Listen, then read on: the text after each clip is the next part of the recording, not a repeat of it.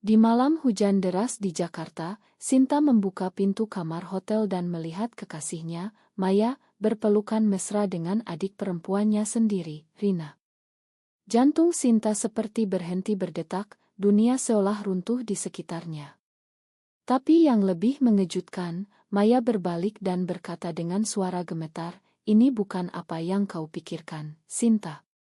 Ini adalah cara kami melindungimu dari keluargamu sendiri." Sinta terpaku di ambang pintu, air mata bercampur dengan tetesan hujan yang menetes dari rambutnya.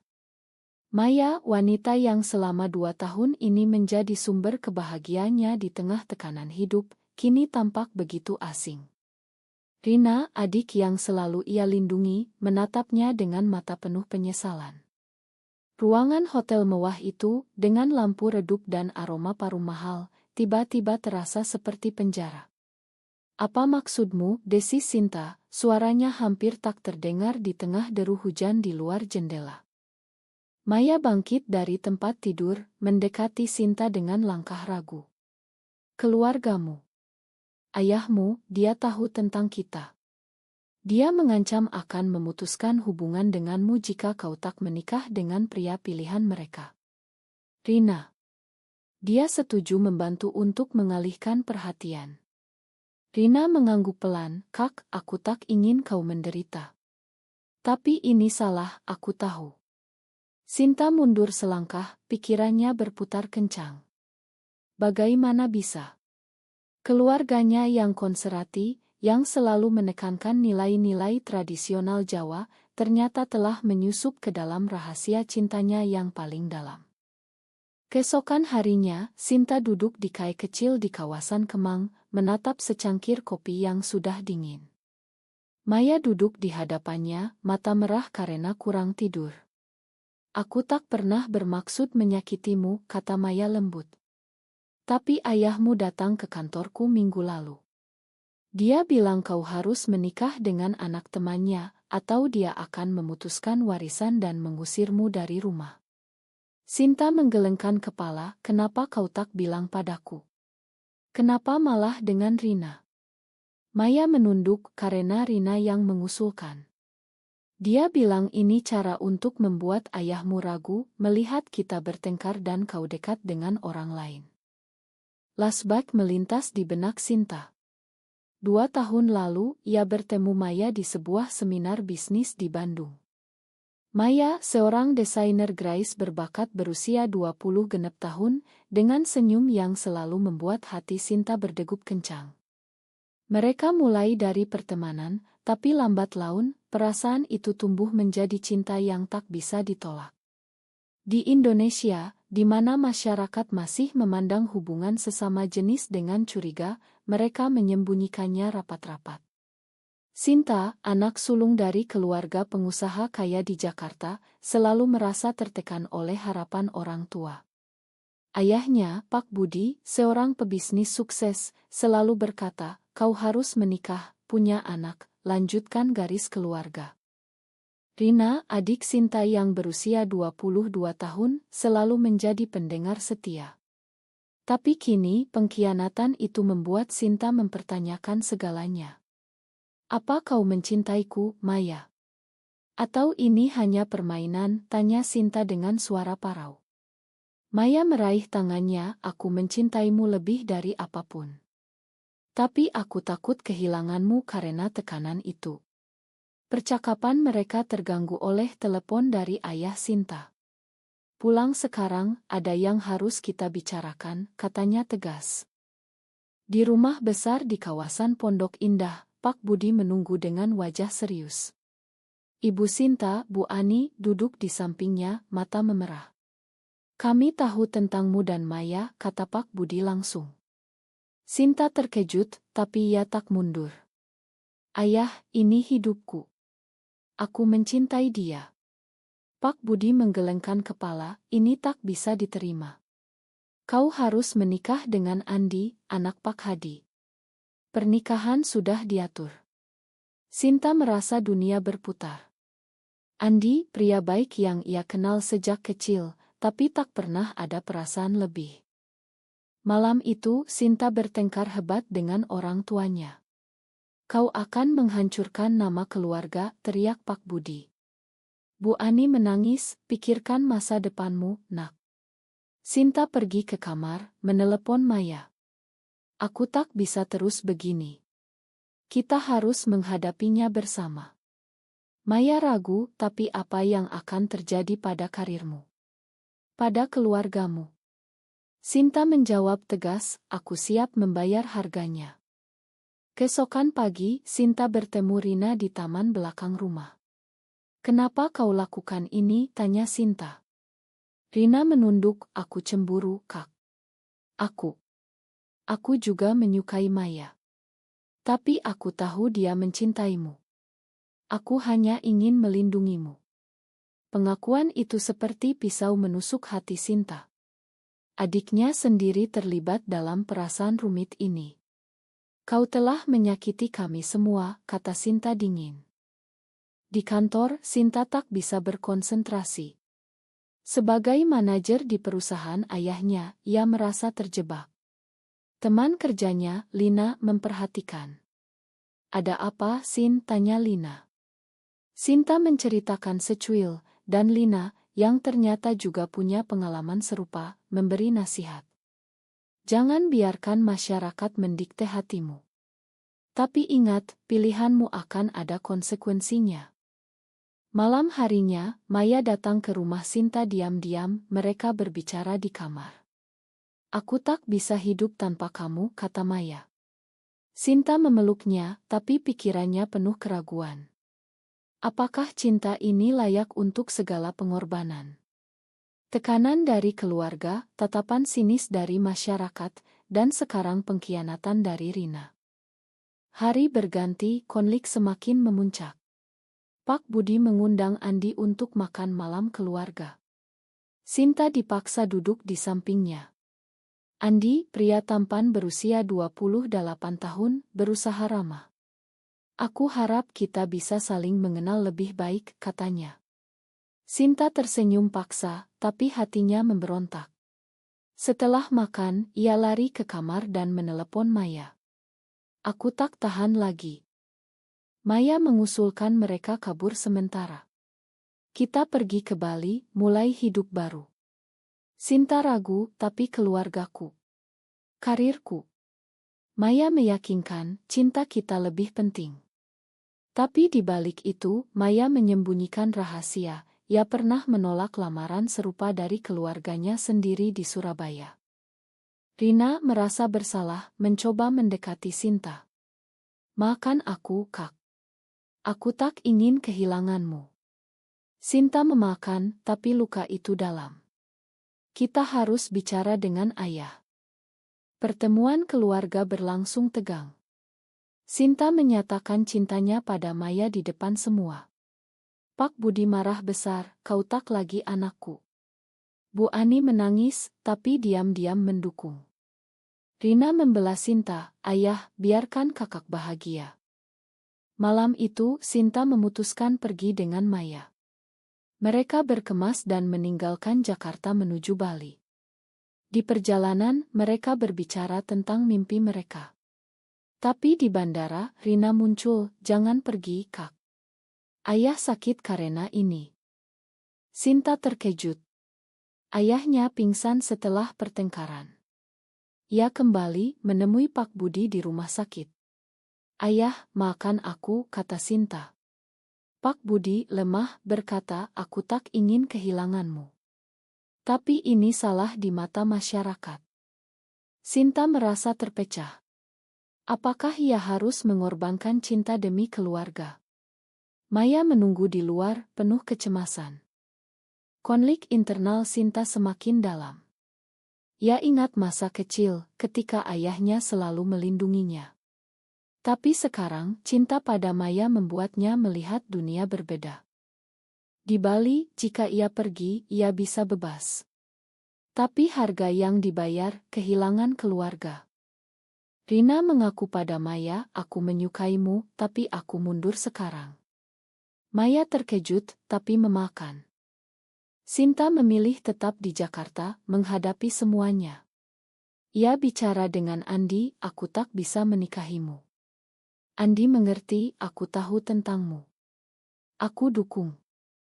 Tekanan masyarakat mulai terasa. Teman-teman bergosip, rekan kerja menjauh. Maya dan Sinta bertemu di taman, kita lawan bersama. Tapi sebuah panggilan dari keluarga Maya, ibunya tahu dan marah. Konflik menyebar ke keluarga Maya. Mereka harus memilih bertahan atau menyerah. Sinta bangun pagi dengan kepala pusing. Malam sebelumnya, setelah kunjungan ke rumah sakit, ia tak bisa tidur. Pak Budi sudah pulang, tapi suasana rumah tegang. Bu Ani menyajikan sarapan dalam diam, mata masih sembab. Makan dulu, nak, katanya pelan. Sinta mengangguk, tapi nafsu makannya hilang. Pikirannya melayang ke Maya, yang kini tinggal di apartemen kecil di Tamrin. Telepon berdering. Maya. Bagaimana ayahmu? Tanyanya khawatir. Sinta menjawab, lebih baik. Tapi aku tak tahu harus bagaimana. Maya mengusulkan bertemu di kai aurit mereka.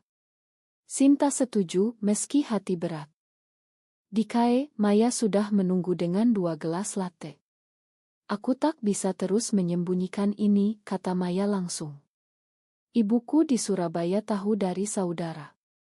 Dia marah besar, bilang aku harus pulang dan menikah. Sinta terkejut, kenapa tak bilang lebih awal? Maya menunduk, aku takut kau tambah beban. Percakapan mereka semakin dalam. Maya menceritakan masa lalunya, tumbuh di keluarga sederhana, di mana norma agama dan adat sangat kuat. Aku pernah mencoba menikah dengan pria, tapi gagal. Lalu bertemu kamu. Sinta merasa empati, tapi juga marah. Kita sama-sama terjebak. Tiba-tiba, Rina muncul di kai. Aku ikut ayah ke sini, katanya gugup. Pak Budi duduk di meja jauh, menatap mereka. Sinta bangkit, ayah, ini bukan tempatnya. Pak Budi mendekat, kita bicara sekarang. Maya, kau harus tinggalkan anakku. Maya berdiri tegas, saya mencintai Sinta, Pak. Ini bukan pilihan, ini hati kami. Pak Budi geleng kepala, di Indonesia ini kalian akan dihakimi. Pikirkan masa depan. Rina membela, ayah, biarkan mereka. Pertengkaran kecil terjadi, menarik perhatian pengunjung. Sinta merasa malu, tapi juga marah. Ayah, aku sudah dewasa.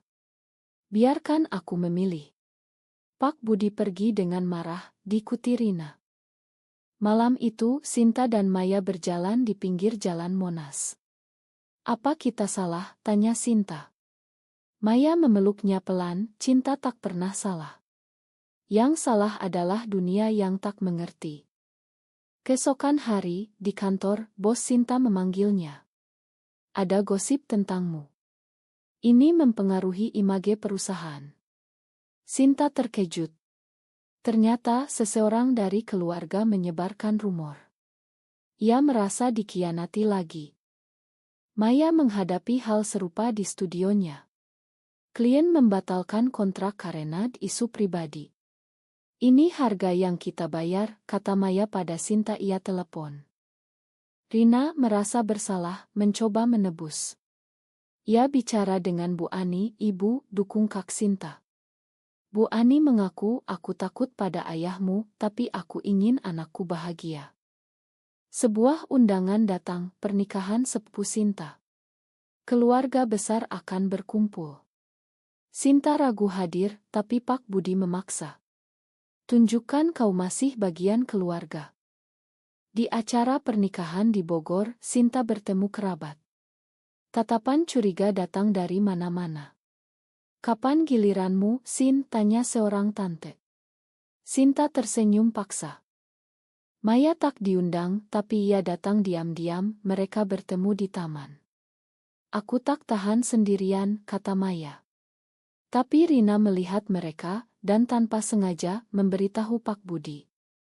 Konfrontasi terjadi. Pak Budi marah, kau bawa dia ke sini. Ini penghinaan. Maya pergi dengan air mata. Sinta mengejar, jangan pergi. Di mobil, Sinta dan Maya bertengkar. Kenapa kau datang? Ini memperburuk, kata Sinta. Maya balas, karena aku mencintaimu. Mereka berdamai, tapi luka baru terbentuk.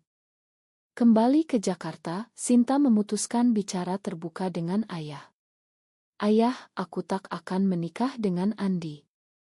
Aku pilih Maya. Pak Budi diam lama lalu berkata, kau akan menyesal.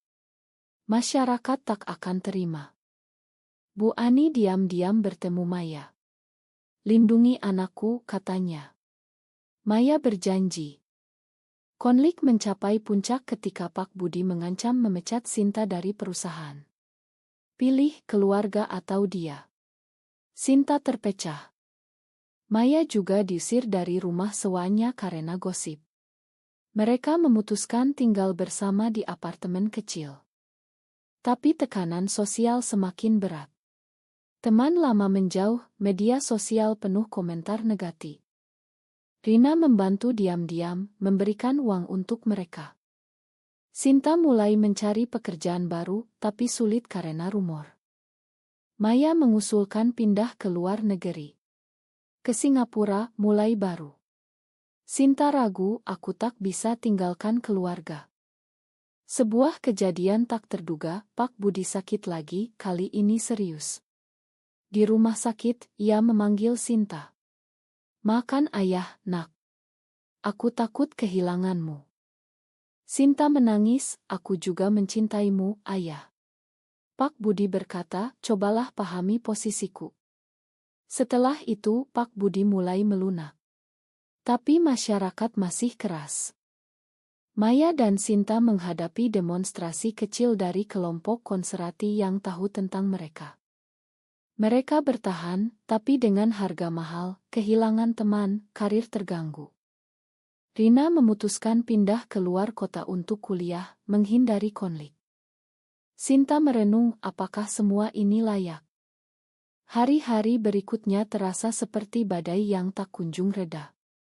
Sinta dan Maya tinggal bersama di apartemen sederhana di kawasan Sudirman, berusaha membangun kehidupan baru. Tapi setiap pagi, Sinta bangun dengan beban di dada. Pekerjaan barunya sebagai relance konsultan tak sebanding dengan posisi lamanya. Ini sementara, katanya pada Maya, meski ragu. Maya dengan semangatnya terus bekerja sebagai desainer lepas. Kita bisa melalui ini, katanya sambil memeluk Sinta. Tapi di balik senyum itu, Maya menyembunyikan kecemasannya. Ibunya dari Surabaya terus menelepon, memohon pulang. Kau berdosa, nak, katanya. Suatu sore, Sinta bertemu Andi di KAI. Aku dengar tentangmu, kata Andi ramah. Sinta terkejut. Kenapa kau masih bicara padaku? Andi tersenyum, karena aku teman. Dan aku paham, aku juga punya rahasia. Ternyata, Andi gay, tapi menyembunyikannya ketat. Percakapan itu memberi Sinta harapan. Mungkin kita tak sendirian. Andi menawarkan bantuan pekerjaan. Tapi kabar buruk datang, Pak Budi memutuskan menjual saham perusahaan, mempengaruhi keuangan keluarga. Bu Ani menelepon Sinta, ayahmu stres karena ini semua.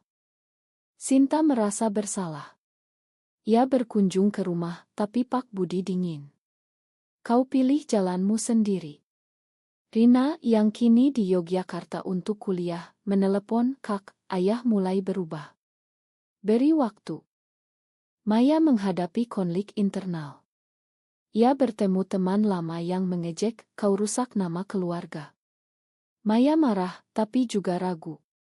Apa kita terlalu egois, tanyanya pada Sinta malam itu. Mereka bertengkar lagi. Kau ingin menyerah, kata Sinta. Maya menangis, aku takut kehilangan segalanya.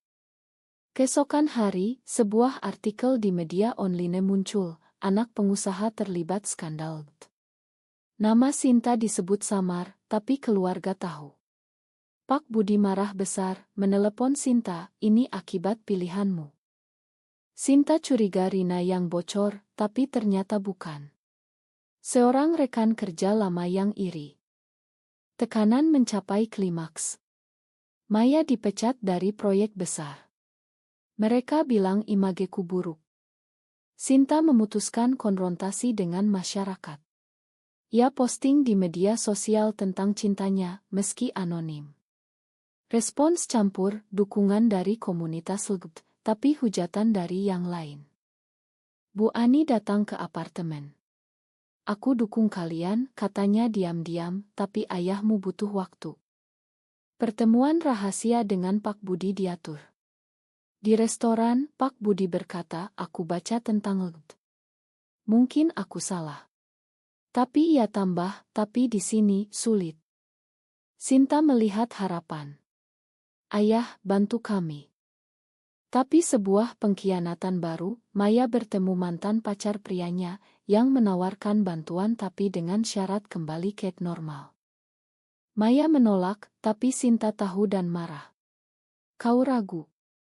Maya jelaskan, aku tolak dia. Aku pilih kamu. Konflik mendorong mereka lebih dekat, tapi juga melelahkan. Rina pulang libur, membawa kabar, ia bergabung dengan komunitas dukungan di kampus. Aku ingin bantu, Kak. Keluarga mulai rekonsiliasi pelan. Pak Budi undang Maya makan malam. Tegang, tapi langkah pertama. Tapi masyarakat tak berhenti. Demo kecil di depan kantor lama Sinta. Maya dan Sinta memutuskan ikut seminar tentang hak di Jakarta. Di sana mereka bertemu orang-orang serupa, mendapat kekuatan. Tapi di akhir seminar, ancaman datang, pesan anonim, hentikan atau kalian akan menyesal. Mereka takut, tapi bertahan. Sinta merenung tentang pilihan, apakah benar memperjuangkan cinta di tengah badai. Badai semakin kencang. Pesan ancaman itu membuat Sinta dan Maya waspada. Siapa yang kirim? Tanya Maya gemetar. Sinta hubungi polisi, tapi bukti kurang. Mereka putuskan pindah apartemen untuk aman. Di tempat baru di Kuningan, mereka coba bangun rutinitas. Sinta dapat proyek baru berkat Andi. Terima kasih, katanya. Andi balas, kita saling bantu. Pak Budi mulai melunak. Ia bicara dengan Sinta Priat. Aku tak setuju, tapi aku tak ingin kehilangan anak. Sinta peluk ayahnya pertama kali setelah konflik. Bu Ani ajak Maya belanja. Kau baik untuk Sinta, katanya. Maya terharu. Tapi Rina bawa masalah, ia diintimidasi di kampus karena kakaknya. Mereka bilang aku juga begitu. Sinta marah, ini tak adil. Maya usul Rina tinggal dengan mereka sementara. Rina setuju, tapi ini bawa ketegangan baru. Rina masih punya perasaan sisa pada Maya. Suatu malam, Rina dan Maya bicara sendirian. Aku mau atas dulu, kata Rina. Maya makan, kita maju. Tapi Sinta curiga, meski tak katakan. Konflik puncak, sebuah pesta keluarga besar. Pak Budi undang Maya sebagai teman. Di sana kerabat tanya-tanya. Seorang om bilang, ini tak benar menurut agama. Pak Budi bela, ini urusan keluarga. Pertama kali ia dukung. Tapi di pesta, seseorang oto mereka dan posting online. Hujatan banjir. Maya runtuh. Aku tak kuat lagi. Ya Pak King, ingin pulang ke Surabaya.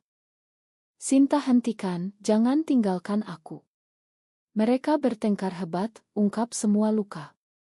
Pagi berikut, Maya tetap. Ma, aku takut. Mereka ikut terapi pasangan, direkomendasikan komunitas. Di terapi, mereka ungkap konflik dalam, Sinta takut ditinggal, Maya takut ditolak. Perlahan, mereka kuat. Pak Budi sakit lagi, kali ini karena stres. Di rumah sakit, ia katakan pada Maya, jaga Sinta baik-baik. Ini titik balik. Keluarga terima pelan. Tapi masyarakat masih keras. Sinta kehilangan klien karena isu. Maya usul bisnis bersama studio desain inklusi. Mereka mulai dengan dukungan Andi dan Rina.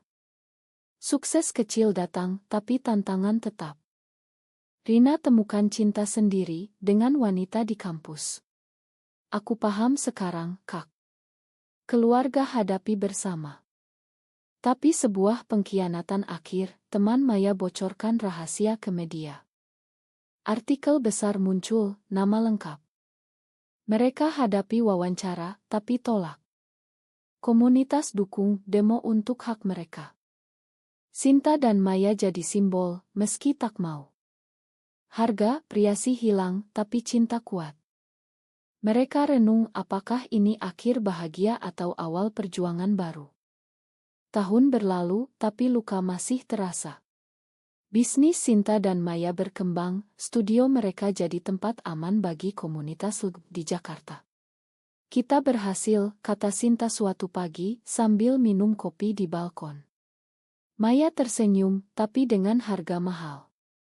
Pak Budi sekarang pensiun, lebih banyak waktu dengan keluarga. Ia bahkan undang Maya ke acara keluarga tanpa ragu. Kau bagian dari kami sekarang, katanya. Bu Ani masak makanan favorit Maya. Rina lulus kuliah, punya pacar wanita. Terima kasih telah jadi contoh, Kak, katanya. Tapi bayang masa lalu tetap. Sinta kadang mimpi buruk tentang pengkhianatan. Maya masih dapat pesan hujatan. Mereka ikut kampanye hak LGBT, bicara di Orum. Cinta adalah hak semua orang, kata Sinta di pidato. Tapi di rumah, mereka hadapi momen lemah. Apa kita benar? Tanya Maya suatu malam. Sinta jawab, ya, karena kita bahagia. Konflik terakhir, keluarga Maya datang dari Surabaya. Ibunya menangis, aku terima sekarang.